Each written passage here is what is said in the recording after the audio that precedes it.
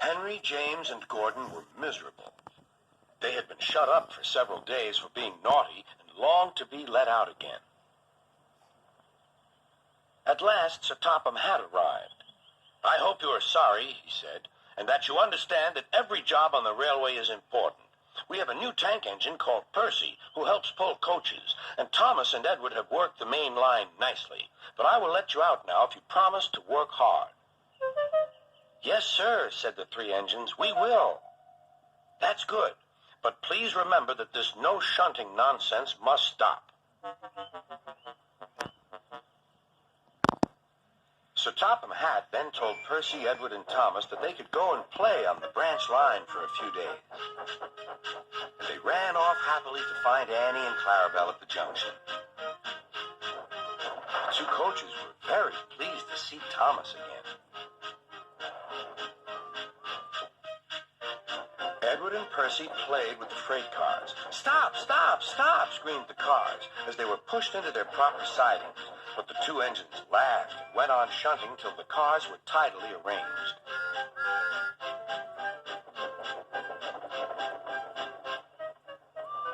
Next, Edward took some empty cars to the quarry.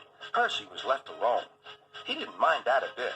He liked watching trains and being cheeky to the other engines. "Hurry, hurry, hurry," he would call, and they got very cross.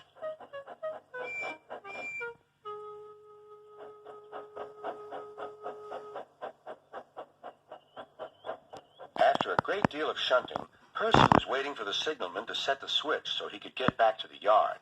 Percy was being rather careless and not paying attention. Edward had warned Percy, "Be careful on the main line. Whistle to the signalman that you are there." But Percy didn't remember to whistle, and so the busy signalman forgot him. Percy waited and waited. The switch was still against him, so he couldn't move. Then he looked along the main line. "Beep, beep!" he whistled in horror, for rushing straight toward him was Gordon with the express. "Oh!" groaned Gordon. "Get out of my way!"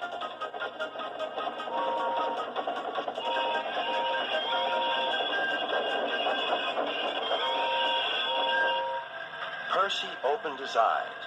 Gordon had stopped with Percy's buffers just a few inches from his own. But Percy had begun to move. "I won't stay here. I'll run away," he puffed.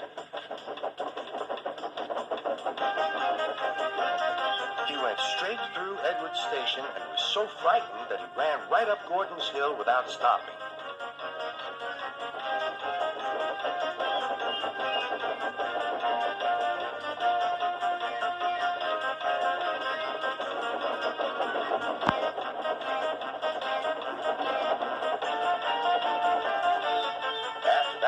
Tired, but he couldn't stop. He had no driver to shut off steam and apply the brakes. "I want to stop! I want to stop!" he puffed. The man in the signal box saw Percy was in trouble, so he kindly set the switch. Percy puffed wearily onto a nice empty siding, ending in a big bank of earth. He was too tired now to care where he went. "I want to stop! I want to stop!" "I have stopped," he puffed thankfully. "Never mind, Percy," said the workmen as they dug him out. "You shall have a drink and some coal, and then you'll feel better." Presently Gordon arrived. "Well done, Percy. You started so quickly that you stopped a nasty accident." "I'm sorry I was cheeky," said Percy. "You were clever to stop," replied Gordon. Then Gordon helped pull Percy out from the bank.